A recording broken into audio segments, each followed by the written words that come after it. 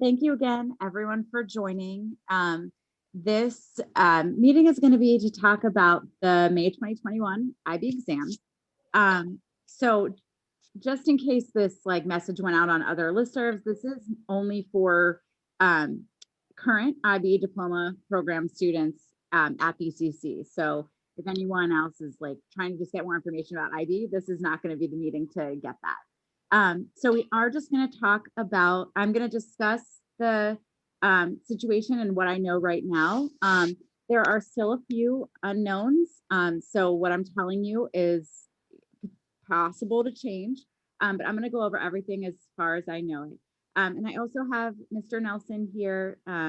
He and I worked on this presentation. And so, Mr. Nelson, did you want to say?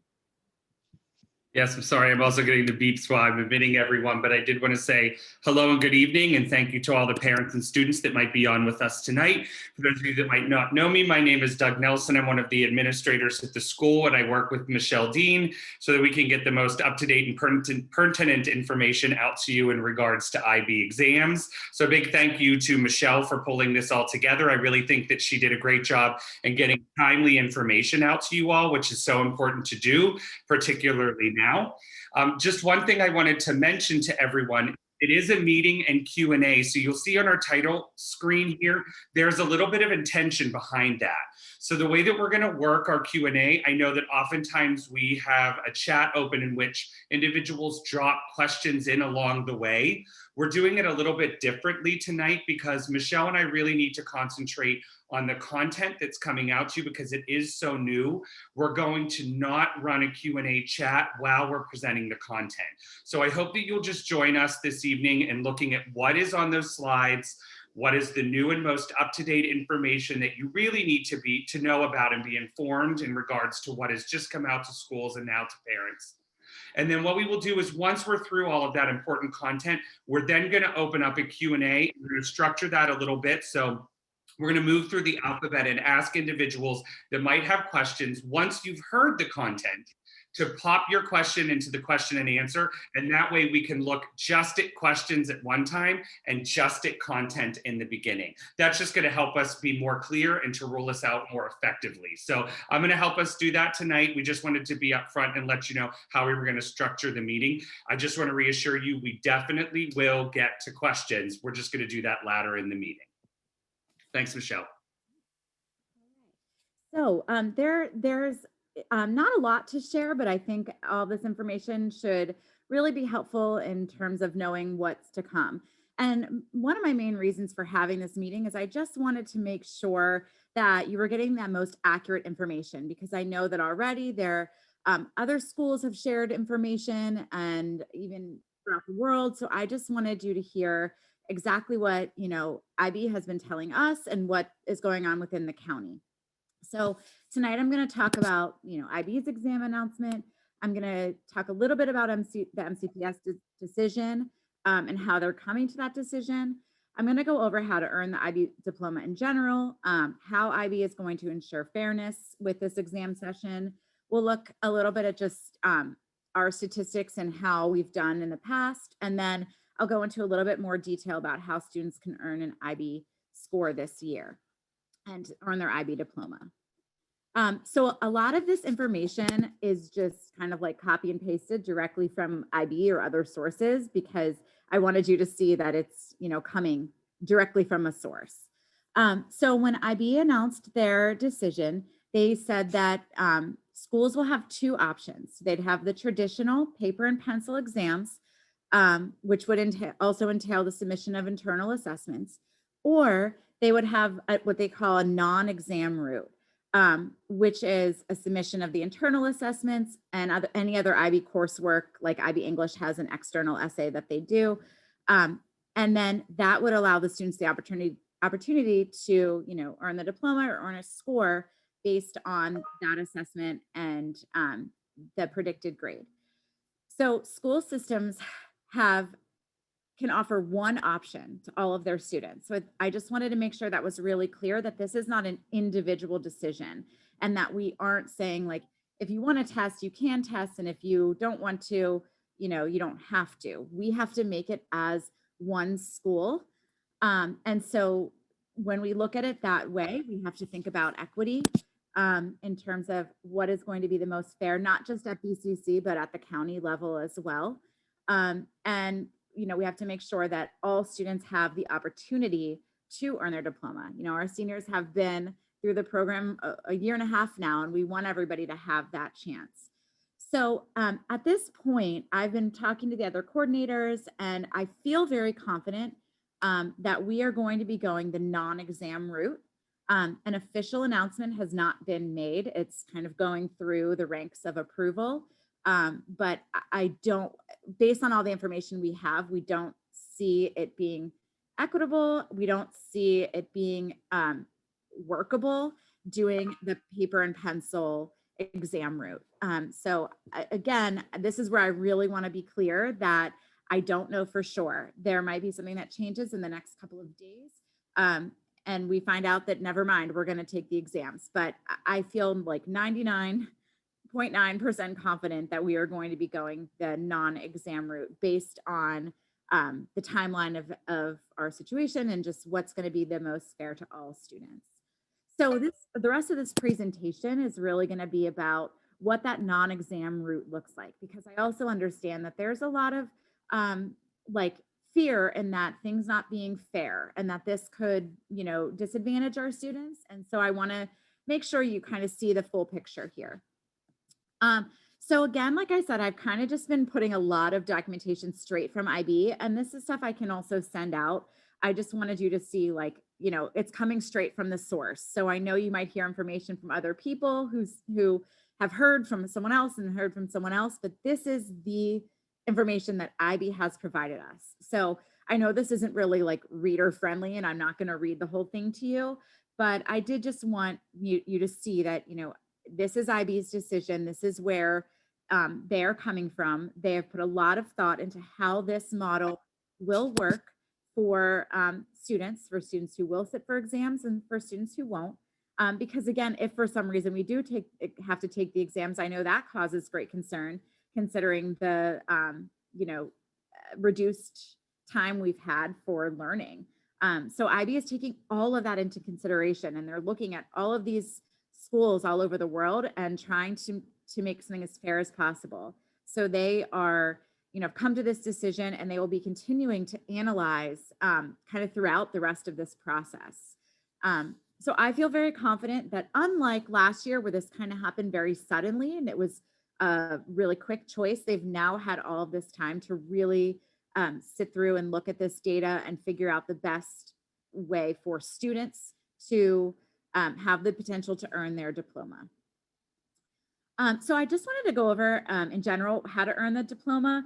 I realized from some of the seniors that they actually didn't even realize all this information because we go over it so early in the program. So just to kind of review, a student will has to earn a score of 24 from their 6 IB subjects. So we're looking at an average of a 4 in each subject.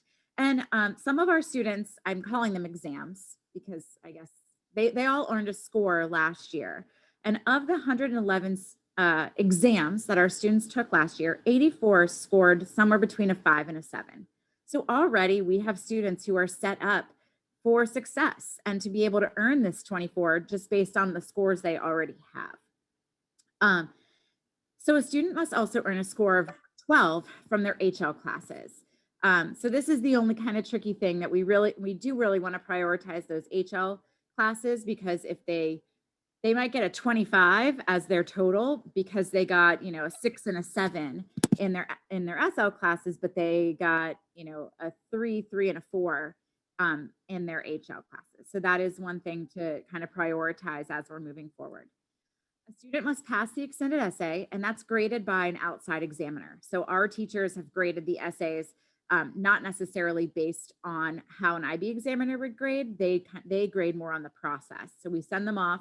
Our seniors have already submitted them, and they will be graded externally. A student must pass TOK, which has an internal assessment. They did a presentation this year that the teacher graded, and then that gets moderated, and then an external assessment, which is an essay that they wrote. And then a student can earn 3 bonus points based on their extended essay and TOK grade. And I should know this by now, but there's basically a matrix. If you Google EETOK matrix, you'll see, if you earn an A and an A in both, then you would get 3 extra points. And then I forget how it goes from there, but the matrix is public, so it's easy to find the quick Google search. And finally, students must complete CAS. I extended that deadline to May 1st. So regardless of the year, this is what they need to earn the IB diploma. So the next thing I wanted to just talk about is fairness, because I've been hearing that a lot and I know that it's a concern and there are so many things to worry about. And so this is, these next couple of slides are, again, just screenshots directly from IB documents that have been shared with all of the coordinators. And so again, IB is really, really focused on fairness and the equality and equivalence between the results of those students taking exams and those who are not. So there's going to be analysis, even afterwards, and comparing the scores of the schools who took exams and the schools who did not.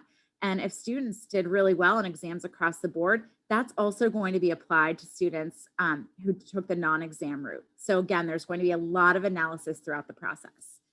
Also, to ensure fairness, students may decide to defer. There's a November 2021 session where I would hope by then we'd be able to test. So students could test then. That may work really well for juniors who are going to be at school anyways, but seniors also have that option.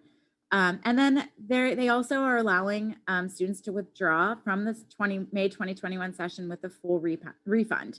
Obviously with that, it would mean a student wouldn't get a score, so they'd be giving up getting their IB diploma.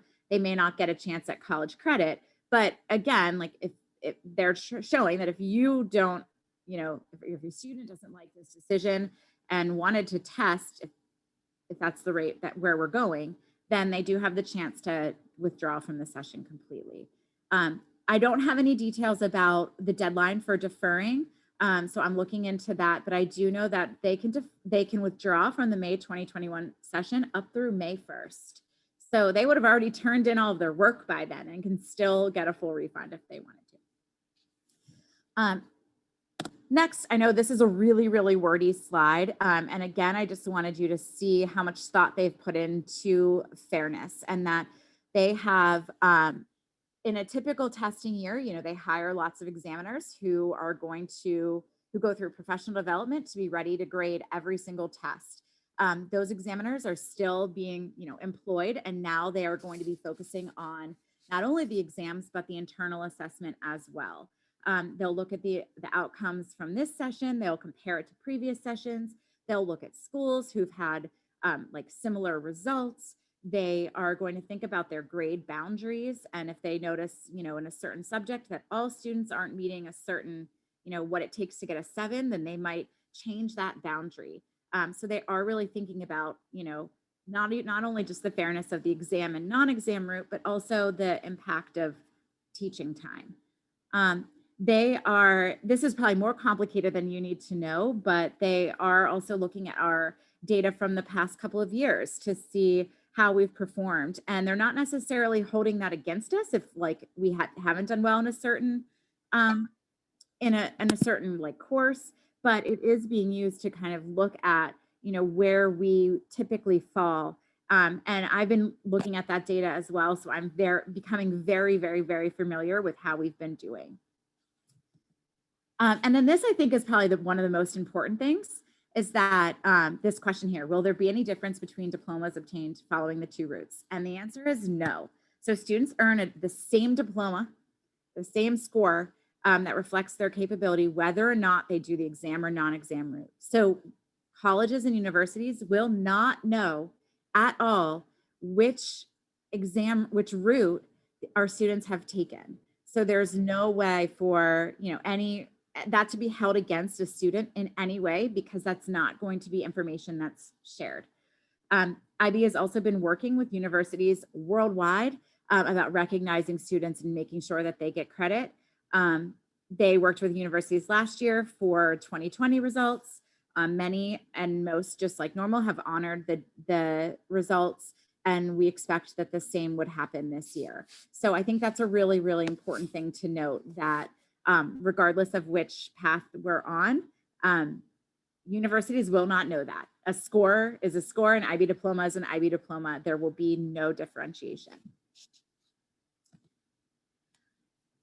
The next thing, I just wanted to bring up another thing that I've been hearing a lot about, and that is, there were complaints worldwide last year about the scores for IB kind of downgrading students, and that students didn't do as well as they should have. That was the case, but not in a worldwide manner. And I wanted you to see that for BCC last year, we had our highest passing rate that we've ever had.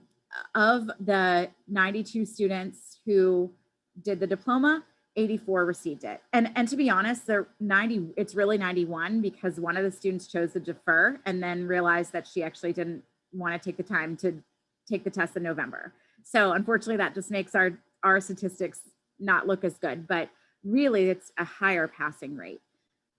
You can see in the past, and I went back multiple years, we've always been between an 80 to an 88% passing rate. So last year was actually better for us. And I think one of the reasons why is our internal assessments are pretty good. And so last year, the students didn't know that this was going to happen. They've known from the beginning. I've been saying since the first day of school, take your IA seriously. So I do feel pretty confident that this is not going to be something that is going to be a disadvantage to our students. So I just wanted you to, again, to see this data because I know what you may be hearing from, friends at other schools or around the world. And there were articles that came out about this. And though it was true, it's not true. It hasn't proven to be true for BCC. And in fact, the outcome last year was our best outcome we've had in years since I've been coordinator. So now I'll just go into a couple more things, and this is how to earn that IB score for May 2021. So this is going into a little bit more detail of how that final score will come about. It'll be based on IA grades. So all classes have an internal assessment. It's graded by their teacher. And typically we only have to send like 10 to 15 off to IB, and they grade them and they moderate the scores. This year, all IAs are sent, whether or not you're an exam route or non-exam route. So everywhere, all across the board worldwide, IB examiners will be grading in the internal assessment. And then predicted scores. And the predicted scores are going to be based on the student's overall performance in the class, their IA score graded by the teacher, and teachers will be kind of guided by IB's grade descriptors. And these are not things that are private. I can share them with students. I think I have in the past, and I will do that again as a refresher to see like what is a 7, what is a 6. But again, IB is challenging. So I know a lot of kids feel like, oh, I turned in work that I know is a 7. And a teacher might not feel that way. And teachers have had that experience, and they know, what it looks like to get a 7, a 6, a 5, 4, or lower. We will also be given guidance from IB on how we can kind of allocate predicted grades based on previous years.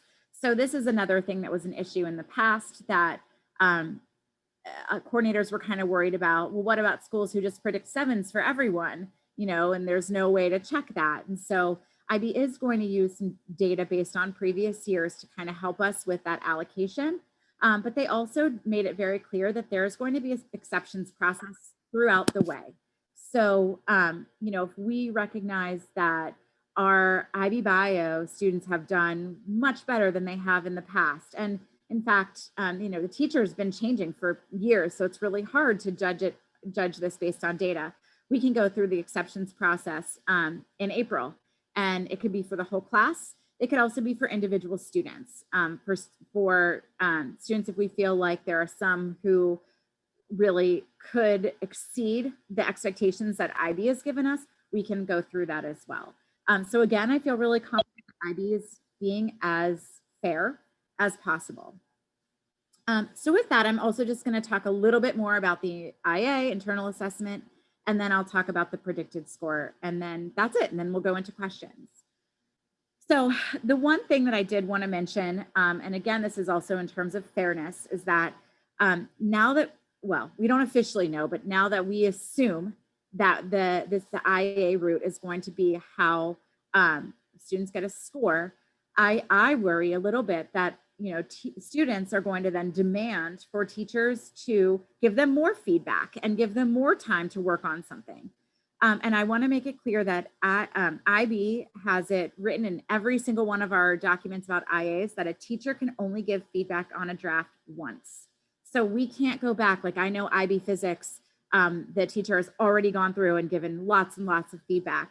And now that we've gotten this information, she can't just say, all right, let's do it again and let me give you more feedback. That's just not the way that we are going to work this. We want students to do well, but we aren't going to not follow those rules.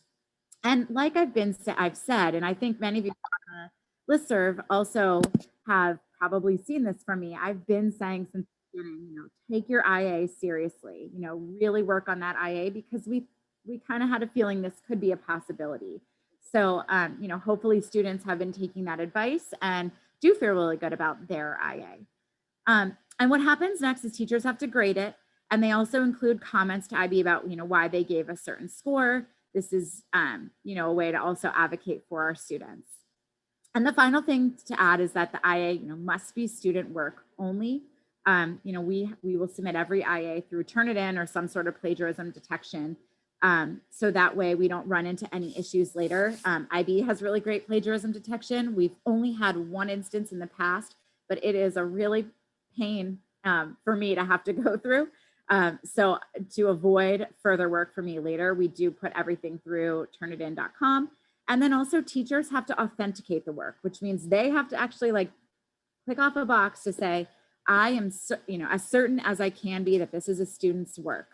And so the reason I just bring this up is just because, if students haven't been doing a lot of work, I don't assume that's the case, but if they haven't been doing even their best work, and then all of a sudden they have this beautiful IA, it might cause teachers to think twice.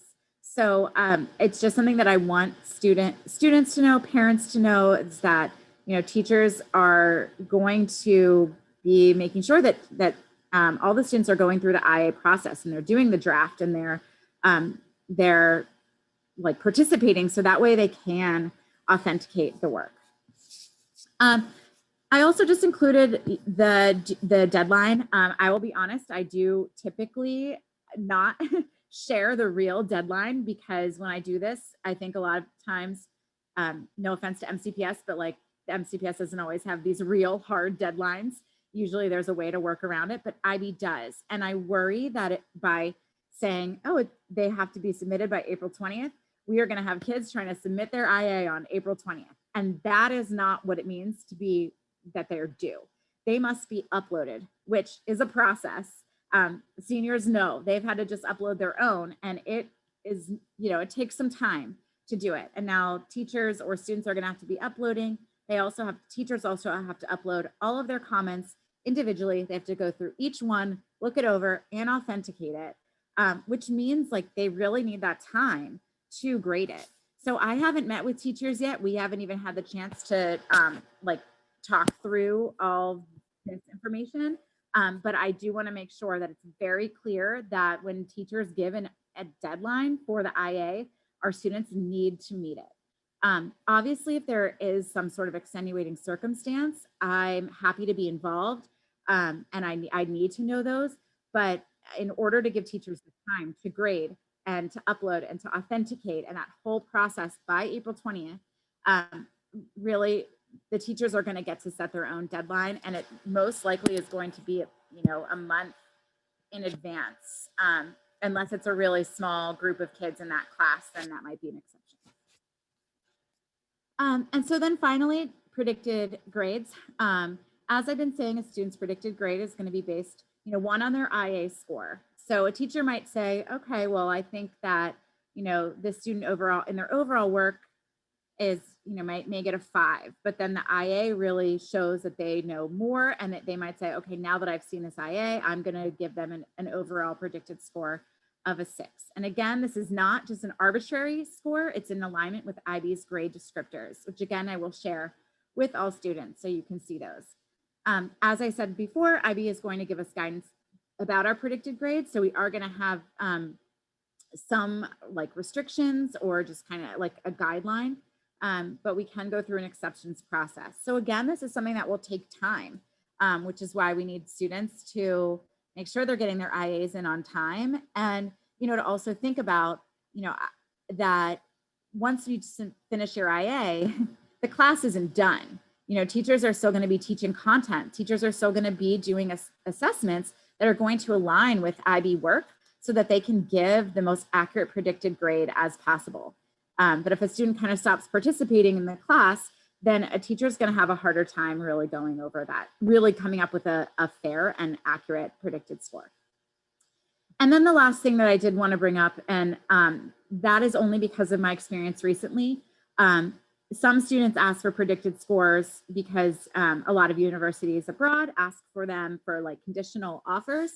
And we used to be able to just send letters and the student or parent wasn't involved. And more recently, everything is online. And so now students are getting to see their predicted score. And this year especially, I have had so many students who say, nope, I don't want that predicted score. I'd like something different. And that just, predicted scores can't be negotiated. Our teachers have been trained. They have the experience. They have the resources. We have tons of sample IAs provided by IB to show us, what certain scores look like. Our teachers have been really good about predicting students' predicted scores. That's actually been shown in our data for the past couple of years. So I really would like to make it clear that like students cannot say like, I don't agree with that predicted score, or I think I should get this. We appreciate that, but it's just not how this works. So as I get more information about, these exceptions processes and about the allocations for predicted grades, I promise I will send it along. But this is, what we know now. And so this is what I wanted everyone here to know. So with that, we are at the portion where, I am happy to answer questions. There are a lot of people in this group, so I wanted to, do this in a way that we're not bombarded with questions at once. So for those who, if your last name is like A through H. So I kind of broke it down. Maybe we could take the first half of the alphabet, which is last names A through L. Perfect. And then if you want to start going through, I'll check to make sure that one doesn't get by you, Michelle. And if so, I'll just call that out so we can keep the queue and know that we get to each question. So if anyone has a question and your last name is A through L, if you want to place those questions into the chat now, we'll start taking them one at a time.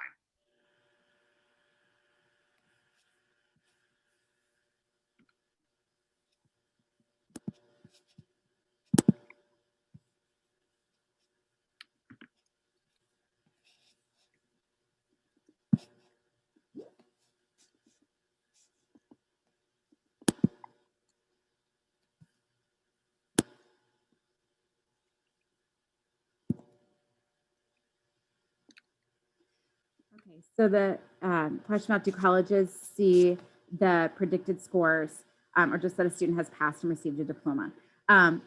Colleges only see predicted scores if you ask us to send them, and that's part of that would be part of the application process. Most US schools don't ask for predicted scores. They want to see a student's grade.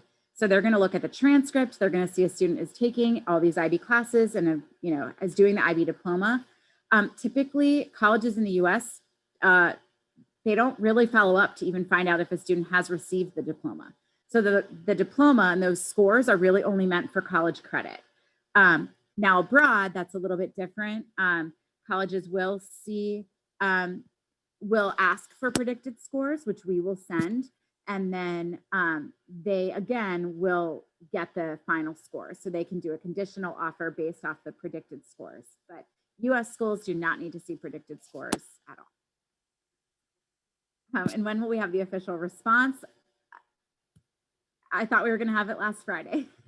So I would say it feels like they're working on it, so I don't believe it will be too much longer. We don't have the official date, but it definitely feels like the gears are turning. So let's at least say that. Yeah, it's definitely close, I hope. The next question, do Canadian universities ask for predicted scores? It depends. Some do, some don't. Some really care heavily about them. Others also care about the transcript and the grades. So it's hard to say. But predicted scores also just especially for juniors, they wouldn't matter. Like any tests they're taking this year, students can just self-report their actual score. So you don't have to worry about predicted scores necessarily for this session if you're a junior. The question about CAS is required. Is there a resource for kids finding to find like how to do CAS? I have a page on the Canvas classroom for IB that goes into everything they need to know about CAS. I Googled ideas, and there are websites dedicated to lists of ideas for CAS. Most things like do not need to be group. A lot of the pandemic things are not restrictions or not prohibiting kids from doing CAS. Like journaling counts as creativity for CAS. Cooking counts as creativity for CAS. Running, doing an exercise video counts as an activity for CAS. So there are lots of things that students can do without having to go anywhere or leave their home. Obviously, we want CAS to be meaningful. And so, yes, maybe the more meaningful activities would be a little bit harder, but I know our students have done a great job virtually. And so we're being pretty lenient about CAS and what counts as it this year, as IB has directed.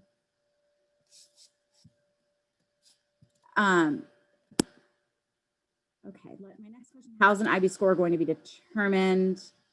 A predicted score from this school and a grade. So that's another thing that I'm not 100% sure what the percentage will be, but basically the IA will be a percentage of their score, and then the predicted score will be another percentage of their score. So then that combines to get a final. And again, it won't really be finalized until they've gone through some data analysis. So a student may originally have a 5, and then after looking at the results of the exam, and they might bump everybody, not necessarily like bump, but they might look at, okay, who's really close to a 6? Because students did really well in exams, we're going to move all those 5s, almost 6s to a 6. This one was just directed right to me. Will we get a refund for IB fees since no exam? So this was something I did go over. You can get a refund. It's just you then don't get an IB score. So you can get a refund up to May 1st. And parents or students can just email me. Usually if a student emails me, I'm going to ask for a parent just to be sure that we're all on the same page. And then yes, you can get it. You can get a refund, but it also means you will not get an IB score. So let's go ahead and open up for everybody, no matter where you are in the alphabet. Last names included M through Z. Go ahead and ask your questions. Another one I'm getting, will any IB class be offered during the summer school offered by MCPS? Classes themselves for IB aren't offered over the summer, but I do know that I'm working with coordinators at a countywide, and then also our school has done like some IB enrichment over the summer. So last year we did a 2-week course for their extended essay. So I don't know anything for sure about the summer, but I'm pretty positive that there'll be some sort of like enrichment or some sort of help, but there are no like full IB classes over the summer. A predicted score in a self-taught course. So that score will be based off of an IA. And that I did look up I actually asked IB for more information about that, and I don't have an answer yet. So I know some students are doing a self-taught language, and I will get you that, like the final information as soon as I have it, because that's a question I had too. The question, can students take AP exams instead? Sure. So any student in an IB class can take an AP exam. So they're able to do that. But again, if they do it instead, and they don't do the IB portion, then they can't earn their diploma. So yes, it's possible to choose to take an AP exam, but that wouldn't, like, there's no equivalency necessarily. The question, where do we see our predicted grade? You don't. So typically we look at predicted grades as kind of similar to what in the past we've kind of seen them as like college recommendations. I'm going to be working with teachers to talk about what this would look like and if we want to change this. But again, my biggest concern with sharing predicted grades is then all the voices that are going to then come in and say, that's not the predicted grade that I wanted. So I have to do this in a way that is fair for teachers to use their professional judgment and their IB training. How do they register for AP exams? Mr. Nelson, I don't know. IB is my everything, and I don't know everything about AP.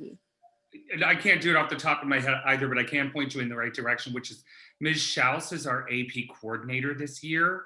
So if that's what you're looking, I also would loop her in just so that that's kind of on her radar, because your home base for a lot of AP testing is your AP class, which students in IB courses would not necessarily be there. So I would point you to information that has come out from Ms. Schaus through just the school communications, or to reach out to her directly.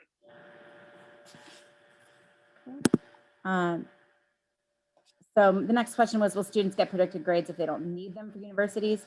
Well, yes, every student's going to get a predicted grade in order to determine their final IB score. Again, predicted grades don't go to universities if you don't want them, if you don't need them to. So those just get submitted to IB. IB has them separately on the site that they use to then determine the final score. So every student gets a predicted grade in every class. That happens every year. But there are students who need them for universities, and typically they've already asked for them. And I've said this to students, they can change. So a student asking for a predicted score in December, we might predict one thing based on the knowledge we have, but once they turn in their IA, once they've done more IB assessments, that could be completely different. Not completely, but it could change. The next question is about the IB external assessment will take into account teaching time. So IB is just being fair across the board. So this isn't something like an exception for MCPS, but they are looking at, and we're not doing, if we don't, right now there wouldn't really be external assessments except for the HLSA in English, and TOK has an external assessment, but otherwise, if we do this non-exam route, it's going to be internal assessments only. But IB has said that they are going to look at the scores once students take exams and once students submit IAs, and get a general sense of where the problem areas are. They are going to then look at schools that haven't been in school as long. So I don't know, IB hasn't released the very specific data that they're going to be looking at there. But as they put in all their documents, they are doing everything they can to be as fair as possible. And they recognize that lots of students have not just MCPS, this is, especially in the US, lots of students have not been in school as long as students in other countries. Okay, so the question is, if we get a refund for the exam, will this impact the status as a full diploma candidate? Yes. A refund means that you are basically saying you don't want to get the diploma anymore. So a refund is that, like, you would rather your student test, or you just don't want them to get the grade for the work that they've been doing. And so, and you don't want to pay, I guess, an examiner to grade your students' work. So the refund would only be for students who are saying, I don't want the IB diploma anymore. If you still want to get the IB diploma, then you would agree to either this non-exam route, or you could defer to November of 2021 and the student could take the exam then. A good question is, there usually any correlation between letter grades in a class and predicted scores? And unfortunately, no. And the reason why is because IB is a lot more difficult. So like a 7 doesn't equal an A.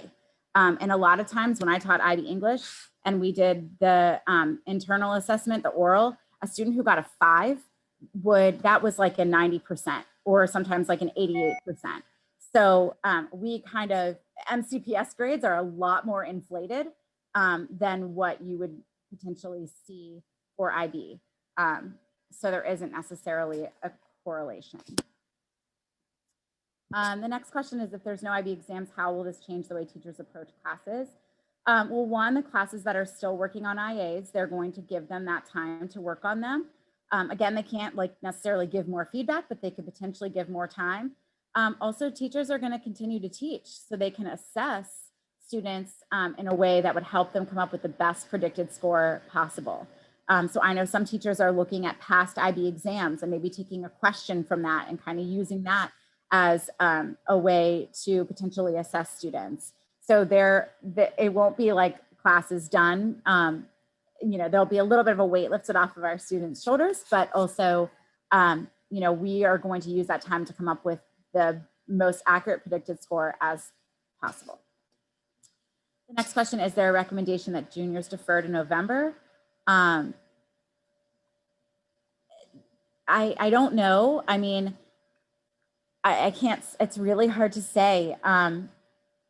I think that I don't know what November's tests are going to look like. Right now, the May tests have been reduced to kind of match the reduced teaching time that we've had, teaching and learning time. I would assume November would be the same, but I would think that, you know, if your student feels like they've done well on their IA and they've done well in the class, I wouldn't necessarily see a reason for them to defer unless like they really think taking the test is important.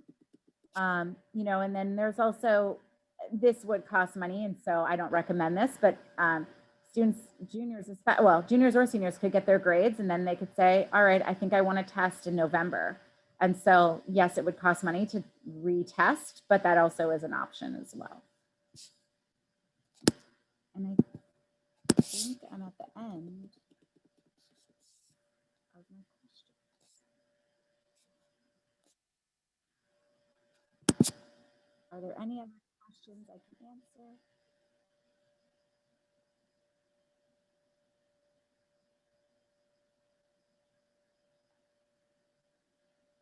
Well, just as a way to kind of like wrap this up, to reiterate, it seems to me like a lot of people seem to be asking the question about refunds and, you know, payment and the status of being an IB diploma, you know, candidate or getting the IB diploma. And just to make that really clear, to get the IB diploma, you would have to either participate in this non-exam route this year or choose to defer. So if you do choose to get a refund, it's absolutely fine. It would just mean that you, you know, wouldn't be a diploma candidate. What are predicted scores based on, if not letter grades? So it's going to be based on your IA score. It's going to be based on kind of like your overall, it's, you know, teachers might grade things based on completion. Sometimes they might grade things with a separate rubric that's not necessarily like a complete IB rubric. And so there, like I said, I'm going to send out grade descriptors so you can take a look at what a 7 is described by IB, what a 6 is described, what a 5 looks like. But letter grades don't always like accurately represent how much a student knows, especially with IB and just kind of the way that grades translate.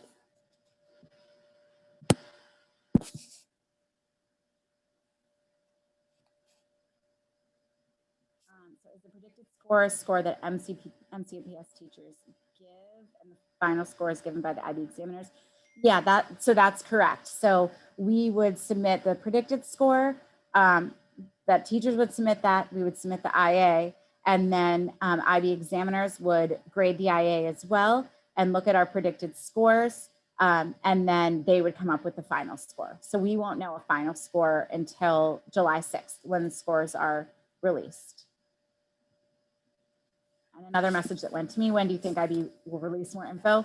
I mean, IB has already released all the information. It's just right now the MCPS decision on whether or not we are going to take the non-exam route. So IB has released documents that I've read through and I'm still reading through. But I put together, you know, this presentation and a couple other documents to for everyone to have, the most up-to-date information.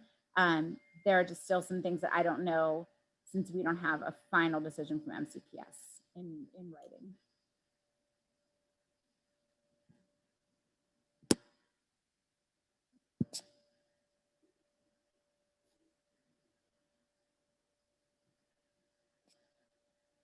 Will this video be made available? So this is on Dr. Mooney's Zoom account, so he will get that, and he sends the recording to me. So then I will be able to send it out to the listserv.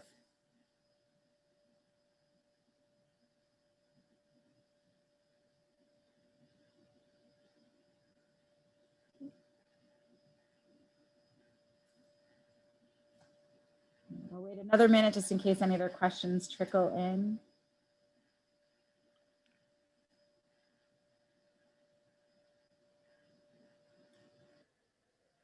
And thank you for coming. I appreciate that so many of you were here to get this information.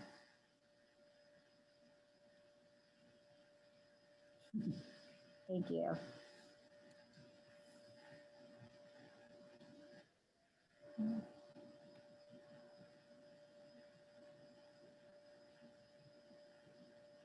Awesome. Well, Ms. Dean, I'll reiterate, thank you so much for your time. That was a lot to pull together and it is very appreciated. Yeah. Yes, I'm glad. And I can also send this out to students as well and just have this presentation up. So, all right. Thank you, everyone. Have a good night. Take care. Be well, everyone. Thank you. All right. Bye. Thanks, Sophie.